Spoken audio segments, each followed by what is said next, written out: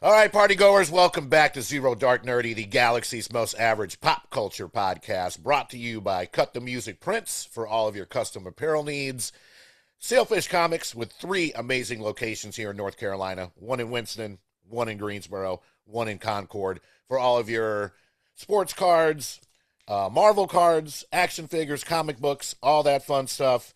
Of course, Fox 8, our new partner since September. You can catch new episodes weekly on Wednesday nights at, I believe, 9 p.m. on the Fox 8 WGHP YouTube channel. For the full, unedited version of our episodes, you can always catch up on our YouTube channel, Zero Dark Nerdy on YouTube. And we can't forget Golden Ticket Cinemas for all of your cinematic adventures, formerly Brassfield Cinemas here in Greensboro. So this is your boy Brian, a.k.a. El Nino, and today I am joined with... Who's that? Who is that? Brian Saba, Captain Cleveland, Browns, Keep going. Cavs. There's no Guardians picture. CLE. Till I die, baby. I'm back. Oh, God, I have missed you, sir. Goodness gracious. He hasn't gone anywhere. He's been busy with the day job, but he is going to be back a lot more often And the pup. this year. And the pup. Can't forget about the pup. That's right. He turned 15 on Thursday. For those that don't know, and many wouldn't, my boy Chancey was diagnosed with cancer in October of 24, and he's doing great. I mean, he's fighting it every day. He's taking a little chemo every day, but I just really I scaled back on traveling for work and stuff because that's my best friend and I love him and I want to spend as much time. Now he's just fighting and I love it. But so that there's a couple things. It's work and some family stuff. So but I'm happy to be back. Thanks for having me. Of course. And definitely send me a picture of Chancey. I want to make sure I will. we put it up there. We got Will do. over here. Of course, Leia. Yep, love her. Always with us. So let's just get into it. We are going to be talking about sports cards in particular, but breaks, collecting. It's been back. It's massive. I'm sure some of you have watched the King of Collectibles, the Gold Touch on Netflix. Awesome show. If you haven't, great watch. 30-minute episodes with Ken Golden and company out there. But Saba's been doing breaks and collecting for a while, so I figured great episode to have him back to talk about everything from stuff that we used to collect when we were little, what we're collecting now, how we got into the breaks, and of course try to offer advice because it's a vast landscape. Let's go back, I guess you could say, to the beginning, the genesis, if not. Back in Ohio when you first started collecting, about how old were you? And what were some of your, because everybody's got favorites, whether if it's hockey, basketball, this, that, and the other. So let's go back to the beginning of the collecting. Yeah, I would say we'll get into some of the changes and everything. Right.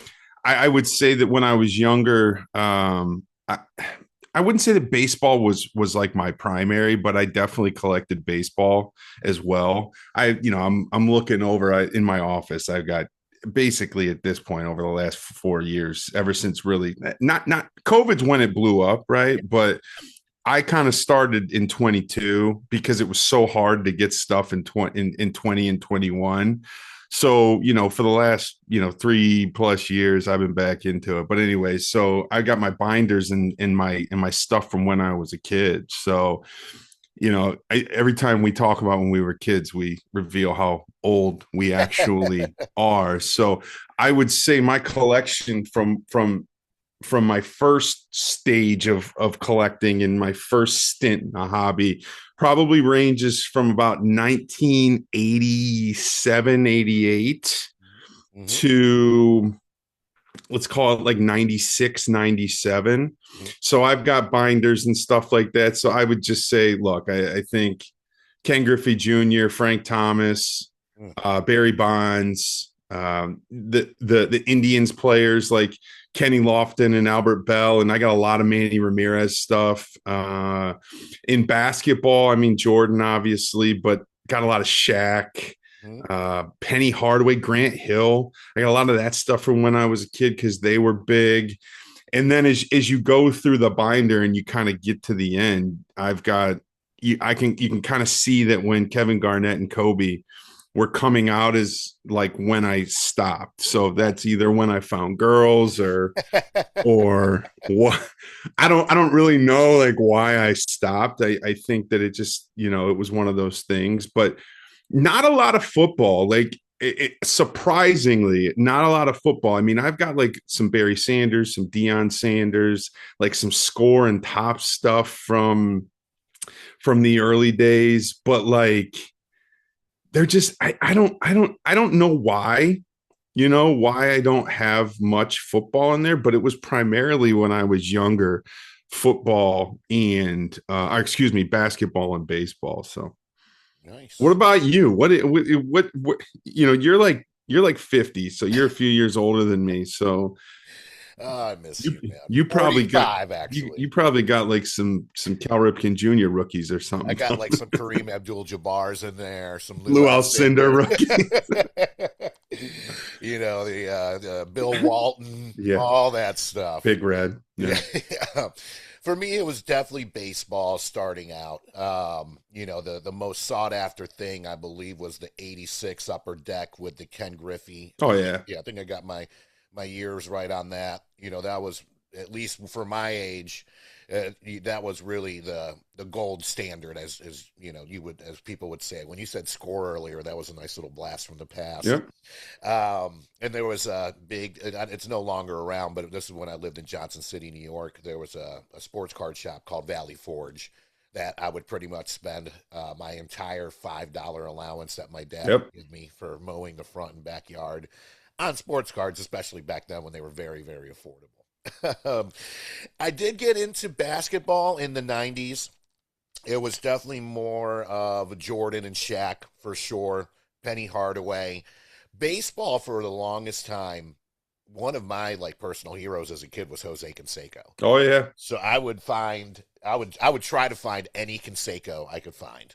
I think one of the first card sets from like either Home Shopping Network or QVC that my mom got me was a Canseco little set where it was like autographed and it's a bunch of like his cards. But yeah, 90s, I definitely shifted more towards basketball, especially trying to find Jordans.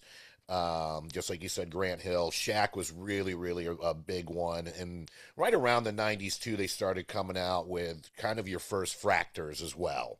So you Mm-hmm. started seeing it wasn't just, in the 80s, you're chasing rookie cards. They would have some elite cards here and there, All but paper, all base. exactly, exactly. And then in the 90s when they started doing just different formats, you got some of the foil ones in Yep. there, and it really started blowing up. And then yeah, right around the early 2000s, just like you said, around LeBron and even Kobe time, just phased out of it. The market really wasn't that hot either in the early 2000s, if I remember correctly. It No. had fallen off a ton. So it's just one of those things to where at the time I turned 21, started bartending. Girls were always great. Video games. Yep. And on top of that, too, my daughter was born in 2001.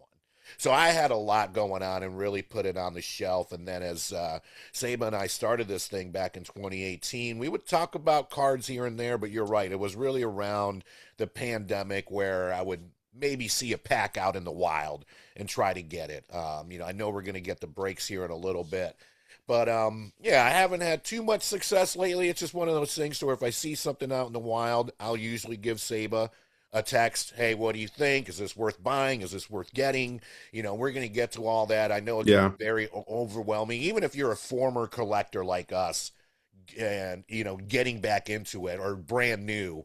It is very overwhelming on what to try to get and what to get. And of course, the internet makes it seem like the World Series of Poker, where like it seems like everybody's breaking and getting like a $400,000 card every single day. That's obviously not the case. No. But yeah, that's a little bit of the history going into the present of where I'm at now. I know you were talking about getting back into it right around Yeah. the pandemic. Yeah. What are you collecting now, and what got you into the breaks? Yeah. So look,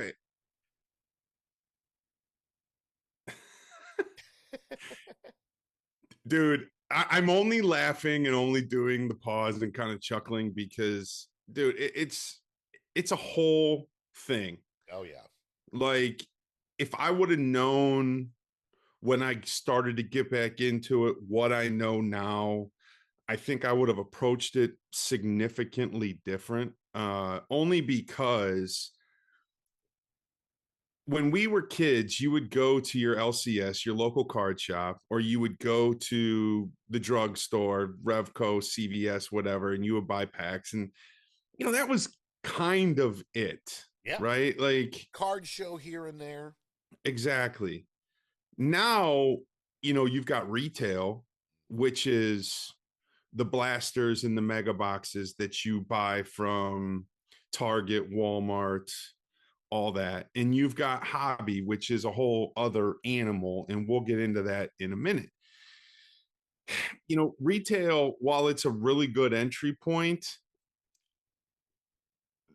as hard as it is to hit big time cards in the hobby products, Yeah.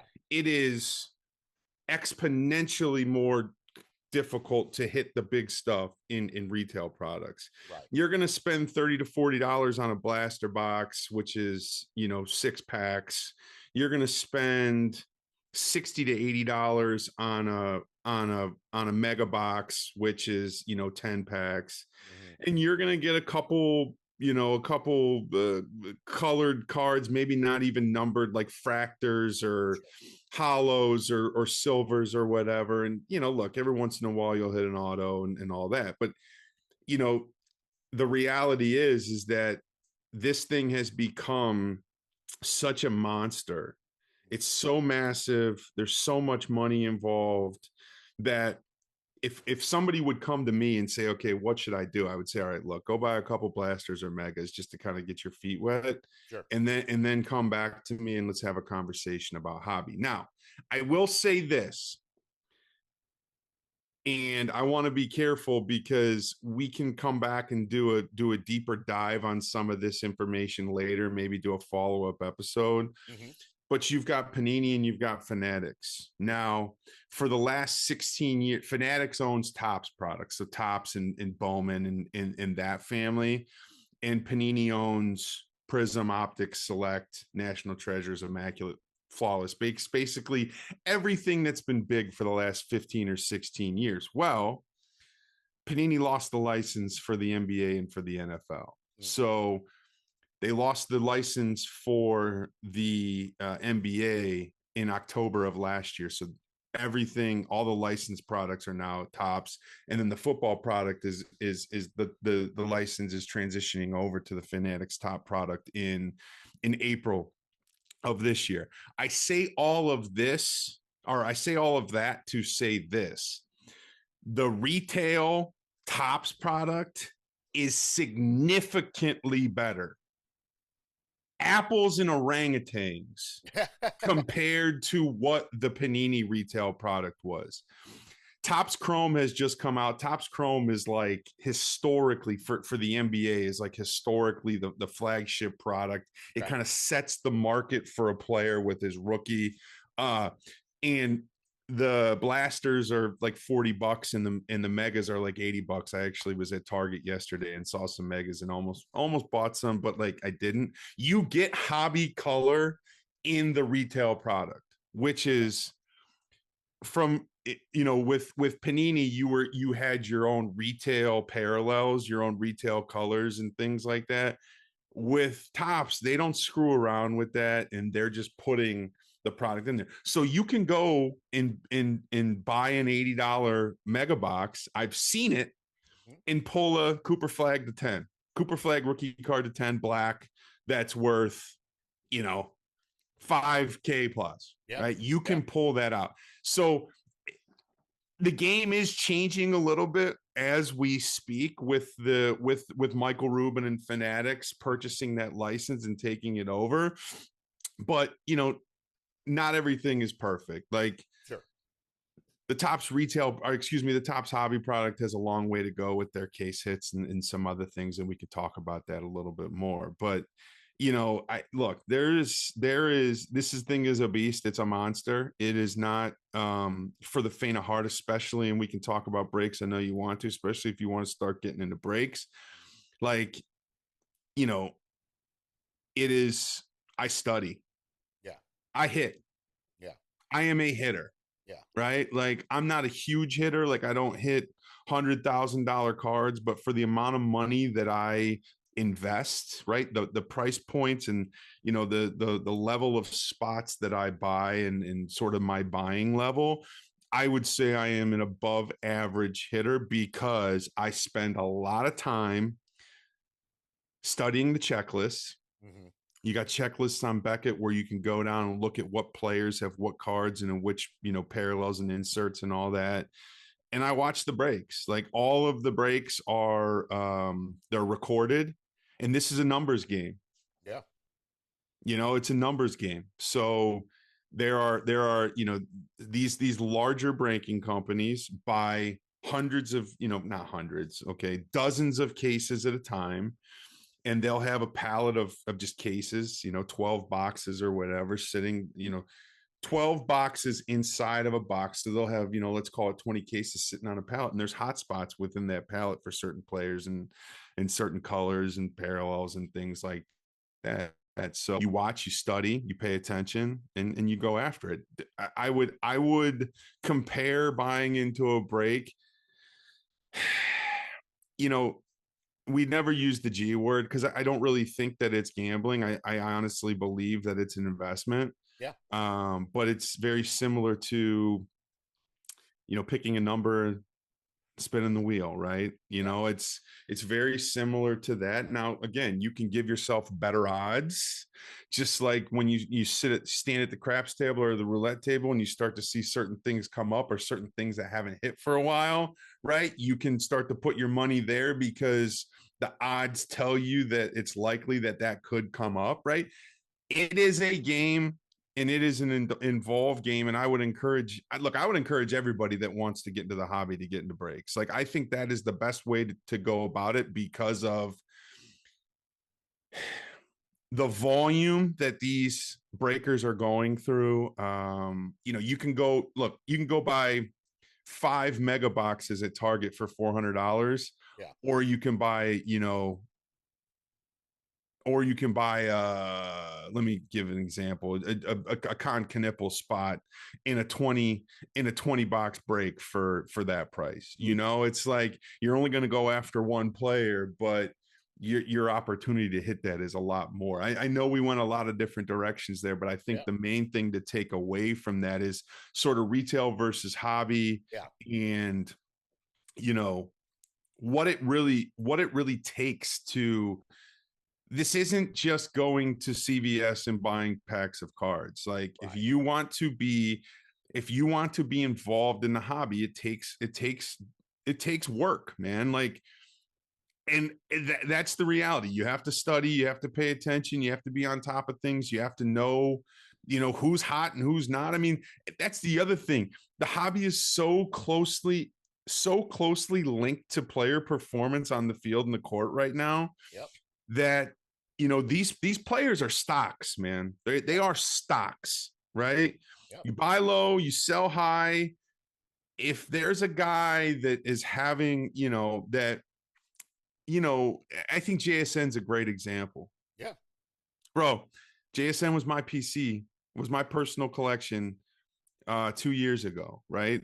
I was getting him low and he just blew up and is having a great year. And I got all this JSN stuff that I'm sitting here and I'm like, all right, dude, he's gonna win offensive player of the year, probably. He just had, is he ever going to do that again? You have to Right. evaluate as you would with a stock, is the value on this player as high as it's ever going to be? Yeah. And the other thing for folks to understand when if they're thinking about getting into the hobby, there's investors and there's collectors, right? There's flippers and there's collectors, right? I would consider myself a collector. I'm not really a seller, Yeah. but there's a lot of people that are in this thing where they're going after stuff. They want to turn quick buck. Mm-hmm. And it's a dangerous game, man. There's a lot of scumbags out there. I'm not going to lie. There are a lot of scumbags out there. There are a lot of people that are trying to take advantage of people that anytime there's a lot of money involved, right? Sure. Paul Skeen's debut patch, some 13-year-old kid goes and buys retail product or whatever. I don't even know what he pulled it out of, but he pulls a Paul Skeen's debut patch and sells it for $1.3 million. There are. I would encourage anybody to do your work, pay attention. Don't just go to a place, a site or whatever, and buy into a break. Like, Yeah. watch for a little bit, kind of see how they do business. There's so many places. You've got YouTube, you've got Facebook, you've got whatnot, you've got eBay Live. I mean, there's just so many places, and there's different types of breaks, right? There are, these breaking companies that you go on, they have a website, you look at the breaks that they have, and you either buy a team or a parallel or whatever, in a parallel break where you're chasing the entire checklist. Or you do like Whatnot or eBay Live or whatever, where you go in there and you bid on a wheel spin. Yeah. Right. And then the wheel spins and you don't necessarily know what you're getting. Some people really like that. Some people don't. So again, I've gone a lot of different directions, but I think it's just to show the nuance within this, the complexity within it. There is money to be made. It's really fun. Like, it's really fun to hit a big card, but you don't hit all the time. You don't hit a lot. I mean, there's more. Anybody that's getting into this hobby to like make money, they're kind of doing it for the wrong reason. It's called a hobby for a reason. Yeah. And I liken it to golf, right? Like, if you're really into golf, right? You golf several times a week, right? Let's say you get lessons, you're buying new clubs all the time, new equipment, you're traveling to golf, you're playing golf at Pebble Beach or Pinehurst or whatever.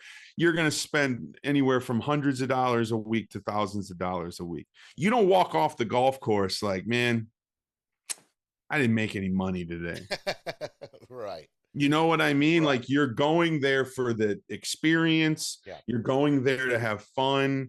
And I would say that's one of the things that's so great about this hobby is you get to collect players that you really like. You get to chase after cards that are really like, they're sick, crazy patches, all that kind of stuff.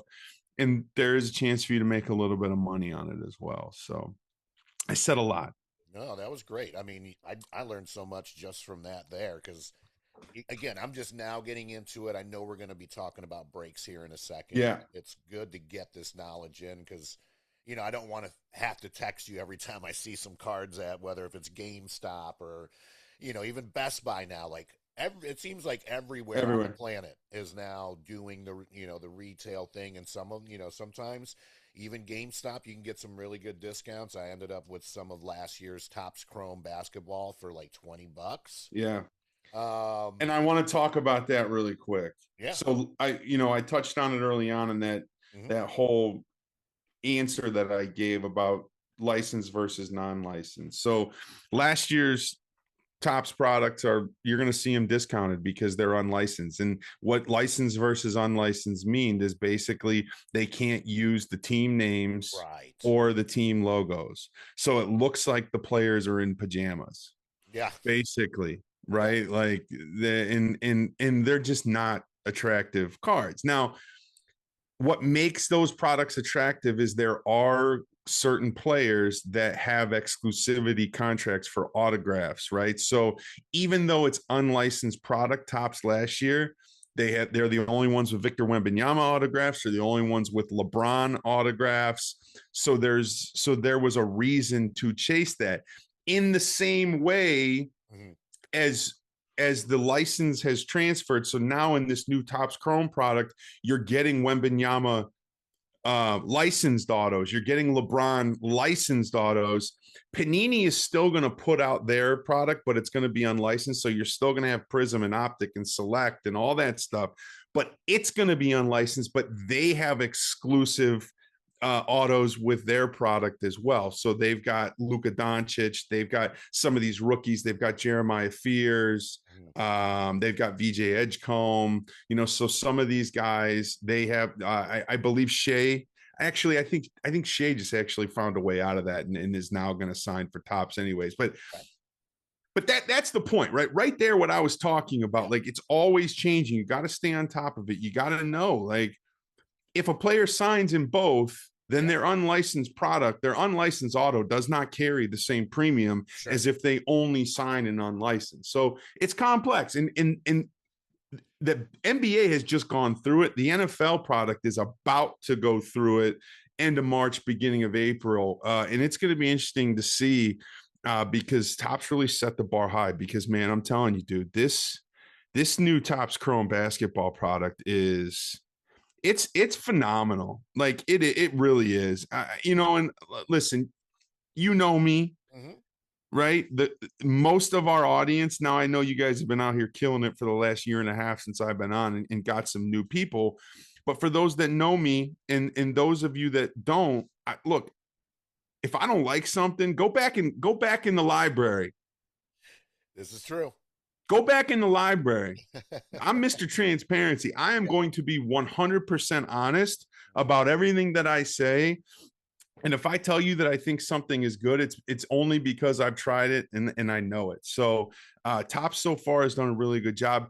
And, Panini's got Panini. It'll be interesting to see what Panini does when they lose both products, both sports, because they still have.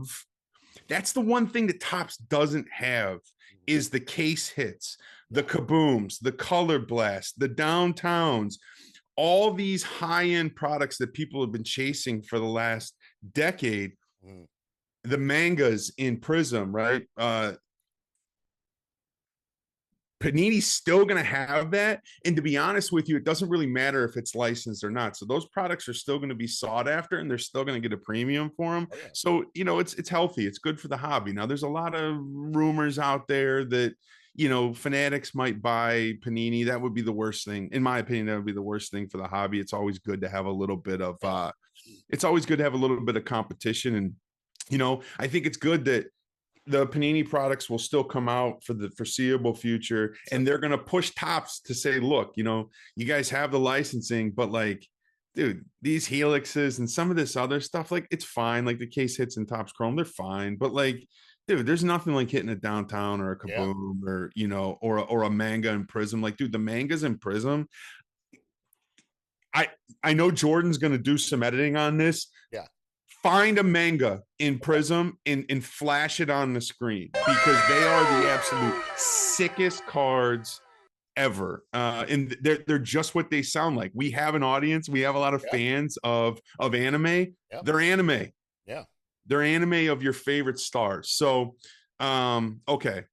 Let's leave it at that because I know you want to talk about breaks. Love it. Before we get into breaks, quick little promotion out here. The biggest SpongeBob movie ever is now on digital. SpongeBob and Patrick dive into the deepest, darkest depths of the underworld where no sponge has gone before.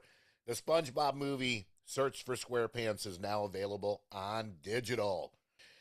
So getting into it, I'm sure our audience has either been a part of or seen breaks. As you mentioned, there's websites you can go on. The ones that I've seen and experienced have been more on Whatnot. And, so far this has been incredibly and highly educational for myself and hopefully, everybody else out there too. By the way, if you do have any questions, Saba, where can they find you at? Reach out to me on IG at Mr. Sabatooth, at Mr. Sabatooth. Reach out to me. Ask me questions. Look, I love this. Like I am so in it. Look, I'm not the sharpest, but ask me questions. Look, there's a lot. There's different colors. There's different parallels. When you talk about, a hobby, first off the line, the hybrid products, there's just different colors, different variations of a lot of different things. Talk to me. And if you're thinking about getting into breaks or whatever, or you're thinking about buying a product and you're like, I don't know, reach out to me. I would love to. And here's the thing. I would encourage people to send me messages on IG because if we get enough, I'll come back and we'll talk about this more, and we'll go more in depth, and we'll have more conversations, and maybe we might even get some guests from a platform that I break on. I can't promise anything, but possibly. I can't wait for it. It's something that we want to do. Jordan and I just did a little unboxing video. She's in Ohio right now with B that's going to edit. I did so Sailfish Comics again, big shout out. So Sailfish has the Topps Chrome Marvel Studios edition. Dude, great product, man. Yeah. Yeah, $40 for a box. It's fun. You can get, some random hits in there. I've seen everything from dual autograph, Deadpool, Hugh Wolverine. Jackman, Deadpool, Yeah. Wolverine. We did a little break. You'll be able to check it out on our YouTube channel. Should come out probably about the same time that this episode is. And again, it's just something fun. We didn't get, well, I don't want to say anything, Yeah. but at the end of the day, we had a blast. She had some cards where she's like, "Dad, can I have this one? Can I have that one?" I'm like, "Yeah, of course." And dude, It's a blast. they just so that released maybe 2-3 weeks Yeah, ago. that's very, very new. And this week they just released a Pixar version of that. So like Tom Hanks signs as Woody, and Yeah. Larry the Cable Guy is Mater. So like, dude, that's Marvel Disney stuff, bro. Mhm. Dude, there's money in that stuff. I promise you. Yeah, that Pop Century line, it's pricey, but they got some fun stuff in there. And then you'll Yeah. have local shops out there that have one hits and things like that where you could buy them separately. You don't have to buy the whole pack. Because I believe when I went to the one down in Palm Harbor, it was like 250 for a case that's only got a few cards, but the majority of them are autographed. You have things like I'm sure the Immaculate Collection, 20K for a case, but you're guaranteed some autographs now. Are they going to be life changing money? Will you even get your money's worth? Can be. It can be.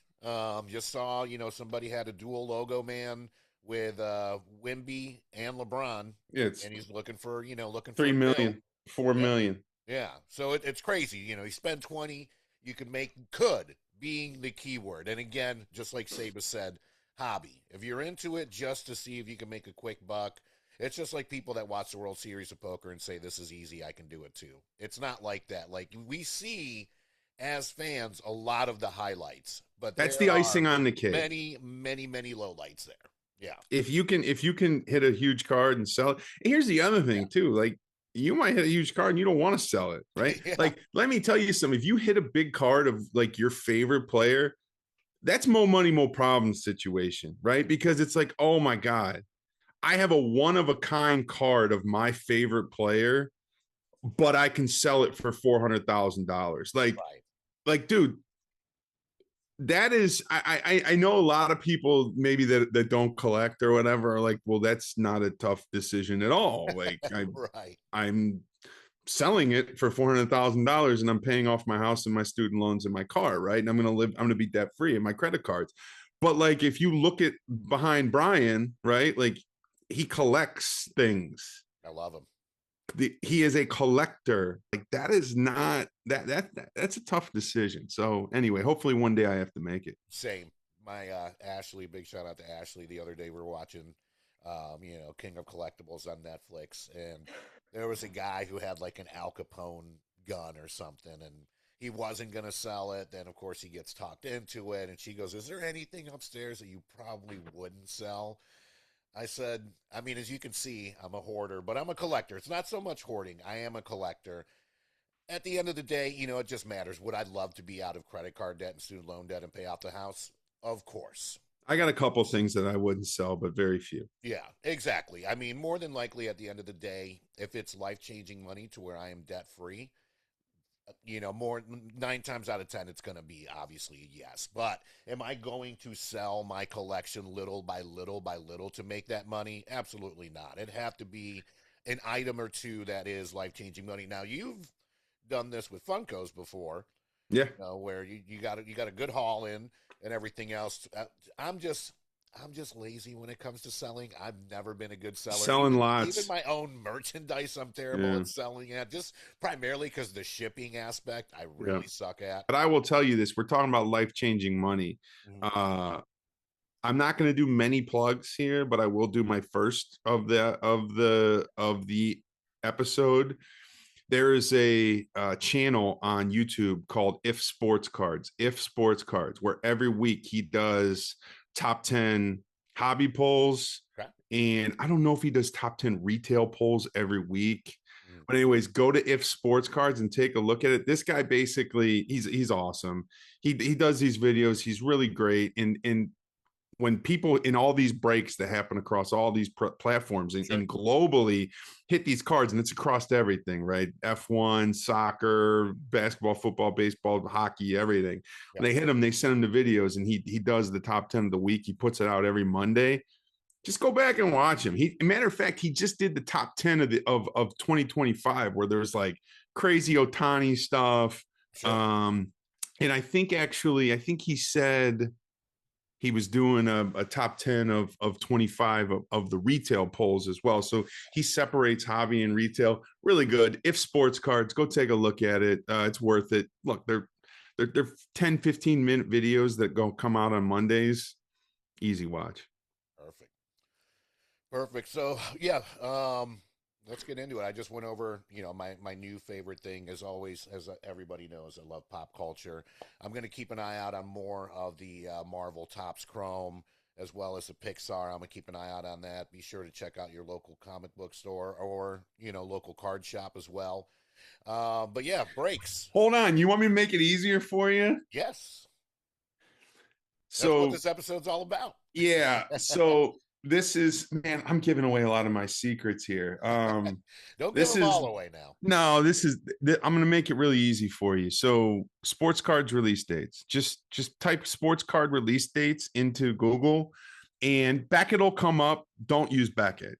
There's a website called Blowout Cards.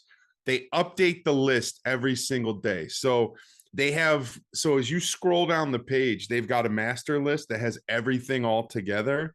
But as you get down below that master list in the fold, they break it out by basketball, baseball, football, and non-sports, Pokemon stuff.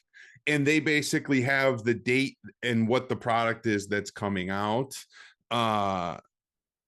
That's what I use. I always kind of know what's coming, and look, it's not guaranteed. It's all subject to change. They like I said, they update it every day and they push stuff out all the time. But if you kind of want, you don't have to kind of wait for when something is coming. You see that list, you see when the date's coming out, then you pay attention. Then a few days before, you can go to Beckett and Beckett will have the checklist, and you can look at the checklist and be like, oh, okay, this is in this product, or you can see stuff that like what's in there and what you might want to be going after and those kinds of things. Checklists are, I talked about studying and all this before that. Checklists are really good for showing you like what's in the product. They're also really good for showing you what's not in the product, right? Okay. For as much as like, it's like, oh, okay, let me go in here and let me look at the stuff that I'm going to chase. Love that, and I'm glad. You mentioned Beckett. That was one of my favorite magazines growing up. Like every card collector in the 80s and 90s, the Beckett Monthly. That was where it's at. I think I still have like a box of them upstairs. I have Beckett and Tough Stuff. I mean, I think that, that's the thing though. When I was a kid, I was like, this card's worth $47. No, my dad would always say, no, that card's worth what somebody will pay you for it. Yeah. And that's one of the dynamics that have changed significantly in this hobby is in real time right now. I got a stack of cards sitting here because I know you're going to ask me about my favorite stuff.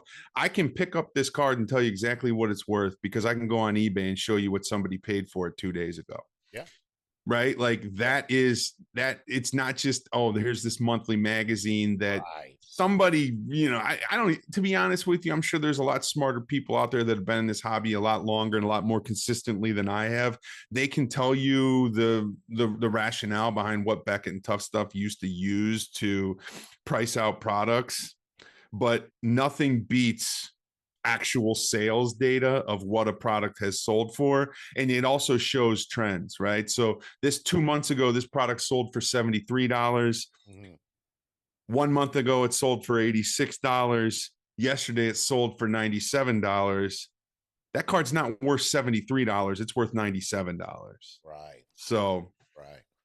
Excellent. Well, yeah, let's get into it. Breaks. yeah. Well, how did you get started in it? What's some of your Yeah. faves, and Yeah. what are some of the big W's that you got? Yeah. So, algorithms is how I got into breaks. Okay. As you start going on YouTube and watching, review videos. So there's all these guys on YouTube that will buy hobby product and they'll review it.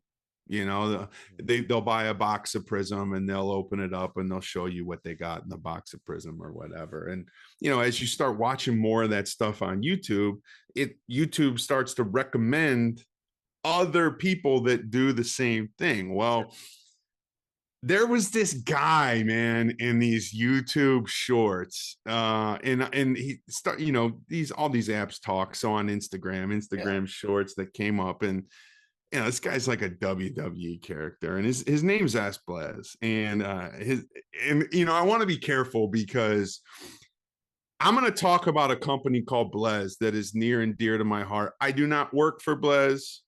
I am not endorsed or paid by Blez. Everything that I say here is my just opinion.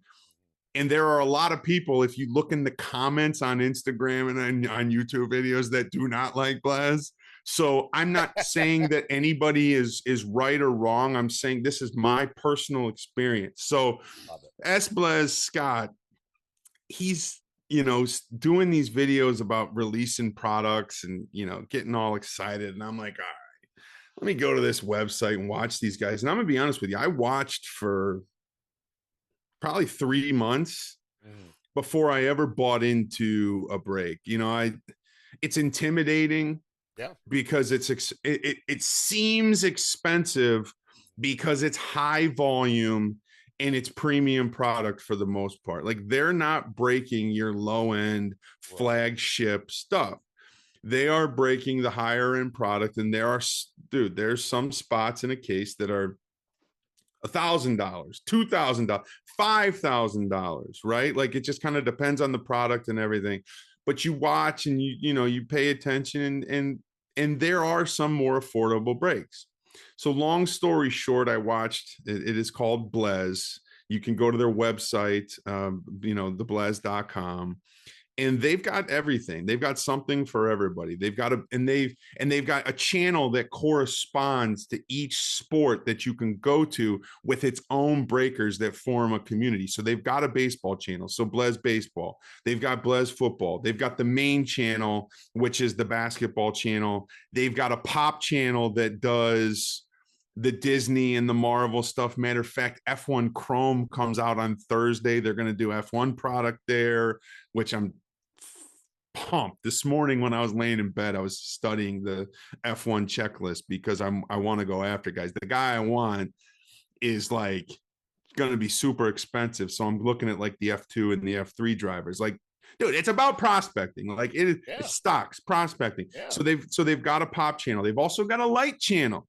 Right. And on the light channel, they break retail. So instead of going to Target and buying 3 mega boxes for $250 or whatever it is with tax, you can go and with Hamma's the breaker on the light channel.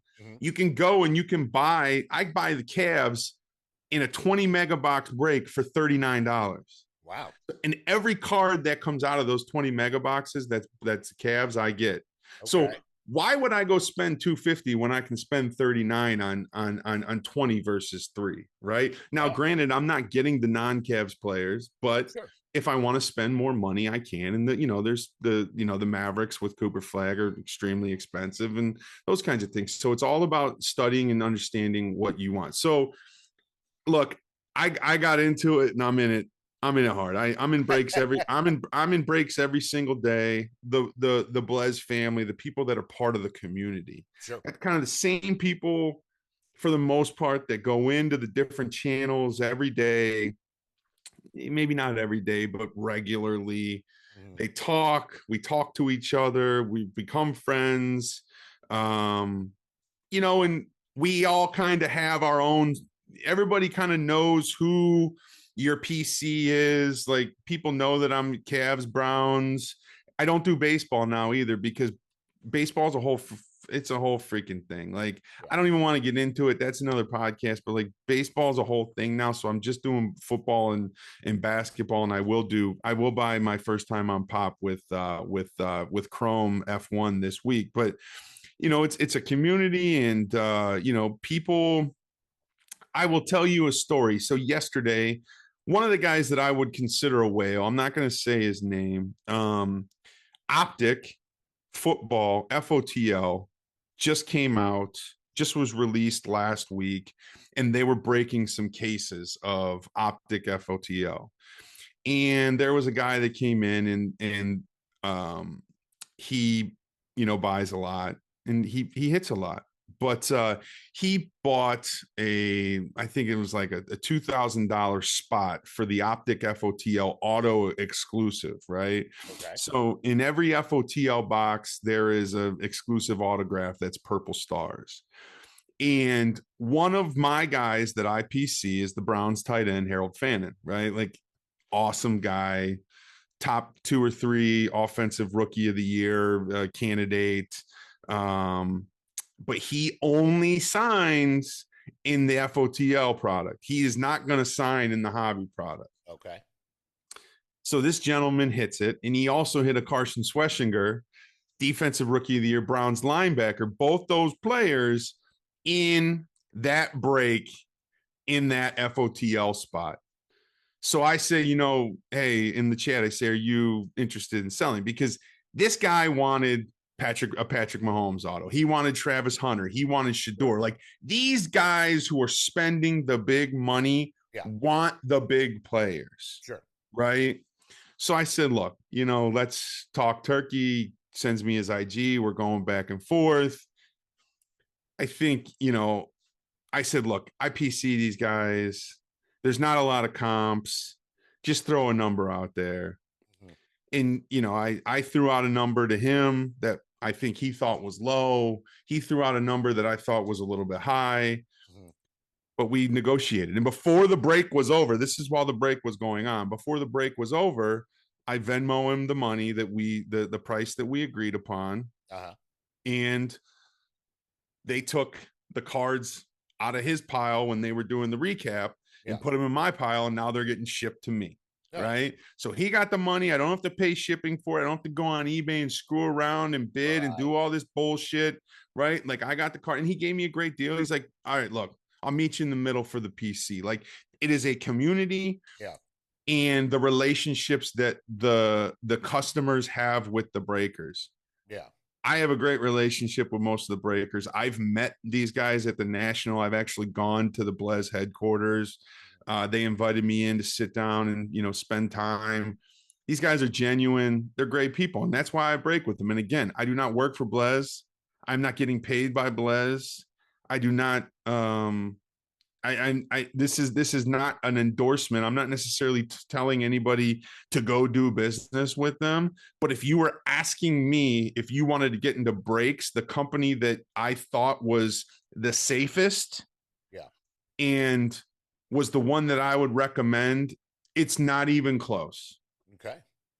Something for everybody. That's what I would say is really what sets them apart beyond just the whole community aspect and the trust aspect and the volume. These guys are pumping high volume, so you're really able to sit down and get a read on what's coming out of the product, what isn't coming out of the product. Look, if somebody breaks 3 boxes, these guys break 100. These guys have broken 100 cases, 100 plus cases of Topps Chrome. Like, I can tell you what comes out of Top Chrome because I watch it. You like Will Riley of the Washington Wizards? Buy into Topps Chrome because he's got an auto almost every single break. You like Will Richard from the Golden State Warriors? He comes out, right? Like, I can tell you what comes out because I watch it, and it's high volume. So, great people. again, for the third time and the last time, I do not work for Blez. I am not getting paid by Blez. I am doing this for the Zero Dark Nerdy community. The ones who've been with us from the beginning, you know me, you trust me. And the ones who don't or are new and have found us since I have gone on my sabbatical, you can trust me. I would never steer you in a wrong direction. I tell you. Doesn't tell a lie, that Saba. Well, unless he's talking Yeah. about my age. That's about the only time. But it's true, though. I especially Jalen Hurts. I'm always right about that. That's definitely another conversation for Go another day. Birds! Yeah. I wore my green for you. I see. I see. But yeah, the passion, everything, it screams right through the video screen. And some of those stories you shared are fantastic because, yeah, there's people in every industry and everywhere that's going to try to make a quick buck off of somebody. And that's awesome, especially. You want me to show some of my stuff now? Let's see it. Let's see some of the big boys that you've got. All right. So what I would tell you is look, if it's a Browns or a Cavs rookie, I'm obviously going to go after them. Mm-hmm. Unless, like in football, it's quarterback. So, like, dude, Shador is super expensive. And Judkins and Quinshawn Judkins came out of the gate so hot that he became really expensive when product came out. So, like, Schlesinger, Harold Fannin, Dylan Sampson, like, those are the guys I chased this year. Tyrese Proctor for the Cavs, who got drafted in the second round from Duke. So, my point is, what I'm about to say, I pick one or two guys to PC every year. Mm-hmm. And whoever the Cavs and Browns rookies are. So 2 years ago, it was JSN, Jackson Smith-Njigba, Bijan Robinson, Keontae George in basketball, who plays for Utah, and Bilal Coulibaly, who plays for Washington. Okay. But I will say, this NBA rookie class, bro, it's so deep. You got Cooper Flagg, Con Knipple, Jeremiah Fears, Derek Queen. I mean, dude, the list just goes. I'm forgetting like 5 or 6 names. VJ Edgecombe. The list goes on and on. There's just so many guys. Dylan Harper, Ace Bailey. Like, there's just so much potential with this class, but I'm just going to stick to Proctor. So anyway, that's kind of how I approach it. Love it. I don't want to show too much of my stuff. I will say I got a stack right here. We'll be sure to post your address right after. Yeah, I got a stack right here. This is the stuff that I'm prepping for to go to PSA to grade. And we didn't even talk about grading and what that dynamic is. Yeah. But so I got some Cooper Flagg retail stuff in here. I'm going to show it. Keontae George. This is my favorite card, and I posted on it on IG on January 1st, but I don't know how good it's going to show it. Jags pulled this for me, and there's a funny story behind this. This is Nevin Mobley's second year Optic Nebula. Optic Choice Nebula. It's a 101. I don't know. Where does it say 101 at? Right. I don't know if you can see it right there. Yep. 101. Again, the trustworthiness of Blez. Yeah. In a break, I had the Cavs. And when he was going through the break, this card stuck to the back of a Ben Simmons base card. So when he did the recap, whatever, it was over with. And then they sent the cards to the sorters. They sort everything and then they ship them out. Yeah. Well, one of the sorters, as they were going through it, they were like, something ain't right here. Yeah. So I would say maybe 3 or 4 days later, I get a text email from the shipping department, and they're like, Jags need you to go into the channel right now. Mm-hmm. And I'm like, this can't be real. Like, this has to be some sort of like scam, or sure they got hacked or whatever. But anyways, I go in there and I'm like, what's up, Jags? And he goes, Ryan.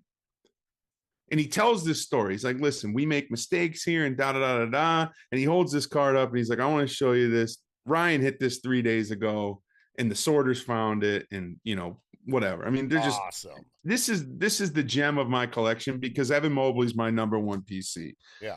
Look, this card right here, this is going to go to grading. That's a Prism. That's like 3rd year to 8. Jalen Tyson, dude. Jalen Tyson, Deca Gold Shimmer. Wow. This is an FOTL product, dude. Optic Black Pandora. I don't know if you can see the shimmer on that. Like, that's my favorite That's my favorite parallel in optic. There's a Jalen Tyson that's going to grading. That's a good looking card Um, too. what else do I got? I got a gold, Proctor gold. This card right here, dude. Vlad McConkey. Ooh, Teddy hit this for me. This is a redemption. That's a Black Pandora as well. is that Donruss? That's optic. Optic. But this one's that's an on-card auto. And that's the other thing. On-card versus sticker. On-card adds better value. Yeah. The other thing that's great about this, and I showed this to you when you were at my house, this is numbered 15 to 25. What's Ladd McConkey's jersey? 15. Jersey number cards have a premium as well. That's awesome. Harold Fannin, Mosaic Gold to 10. That's going to be a monster. Yeah. Love it. I got a Shador auto. Out of a retail Bowman Chrome product from 2 years ago. And I got a Bijan JSN Rookie Kings out of Optic from 2 years ago. Those are case hits. This is just my stuff that I'm prepping for grading. Like, this is going to grading. Like, I got, dude, this is the mother load right here. This right here. This is JSN. These are JSN rookies out of National Treasure. On-card autos. Like this, I would hate to speculate what the value on this is right now. Mm-hmm. But this is the stuff that I want to sell. I also got a JSN on-card out of Panini One. What else do I want to show? Some more Evan Mobley PC stuff. On-card auto out of Panini One. Love that. Here's another one out of Panini One on-card. Oh, these are cool. These came out of Panini One this year. These are like numbers cards. Mm-hmm. So Darius Garland and Evan Mobley. These are awesome. Part of the PC. Love it. The Evan Mobley. I got to cover up the price tag on this. I took it out. This is an Evan Mobley rookie card that I bought at the National. That's gold iMac patch auto encore card. 4 out of 10. That's his jersey number. The Beckett got the auto got a 10. The card itself got an 8.5. That's graded by BGS. Next episode, we can talk about BGS for the different grading. Mm-hmm. Luca, dude, I hit this on the light channel. Dougie Hot Hands hit this for me. Luka Doncic out of an international product. So it's a gold wave to 10 courtside. Wow. Courtside. Dude, this is like, this is probably a $1,500 card. I probably paid $20 for that spot. This card right here, I don't even know how much it's worth. This is Jackson Smith-Njigba out of Select, rookie, Tiger. This is an FOTL. You get one Tiger per case. Per case. This is graded a 9, which is a little disappointing, not a 10. This is a pop 1. Yeah. Select 2025 or 2026 is coming out in a couple weeks. This product is 3 years old and it's still a pop 1. I don't even know how much that's worth. And then I got, another JSN tie-dye. That's, a couple $100. And then this is what I want to show. This is what I wanted to show. So this card right here, this is a Keontae George. This is a Prism. This is a Prism Silver. This is like how you gauge the market of a player. Go on eBay. If you're like, okay, I'm not sure which player I want to collect, right? You go on eBay and you look at what a raw version, not the graded version, because this is a PSA 10, but you look at the raw version of it and you see like what their Prism Silver sold, and you compare them, the last sale. So if this guy sold for $47 and this guy sold for $67, every single card of this guy is at like for like. So sure. A card to 10 and this product is going to be more money. Like you use that as the baseline. And that's what the refractor in Topps Chrome is going to be moving forward. So if you're looking at older products, look at the Prism Silver. As you move into newer products, look at the Topps Chrome refractor. And that's the baseline. That's really what sets the market for every other card that player has. Again, in my opinion, I'm not an expert, man. There's people that have been doing this a lot longer than I have. I'm just telling you how I approach it. And it's dude, it's worked for me so far. Great intro episode, man. The knowledge is fantastic. So good to have you back. So good that Chancey's doing better. Can't wait to see him again. On behalf of Captain Cleveland, this is your boy El Nino, and we'll see you next time. Hey.